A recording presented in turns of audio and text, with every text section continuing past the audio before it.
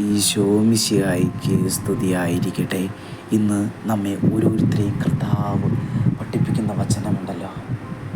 നമ്മുടെ ജീവിതത്തിൽ ഏത് പ്രതിസന്ധികളാണോ നമുക്ക് കടന്നു പോകേണ്ടത്, ഈ വചനം ഓർത്താൽ മതി.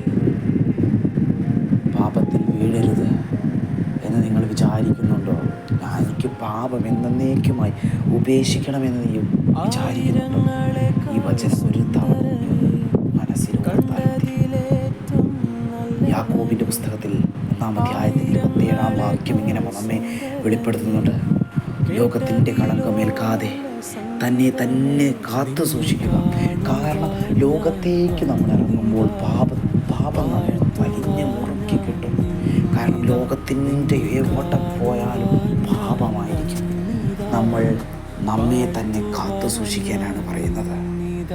കർത്താവിനോട് ഈ വചനം കേൾക്കുമ്പോൾ നമ്മൾ അപേക്ഷിക്കേണ്ടത്, എനിക്ക് വിശുദ്ധിയിൽ വളരാനുള്ള കൃപ തരണമേ എന്ന് അപേക്ഷിക്കാം. കർത്താവെ, ഈ വചനം കേൾക്കുന്ന എല്ലാവരുടെയും മേൽ കർത്താവെ അങ്ങയുടെ കൃപ ചൊരിയണമേ എന്ന് ഞാൻ പ്രാർത്ഥിക്കുന്നു.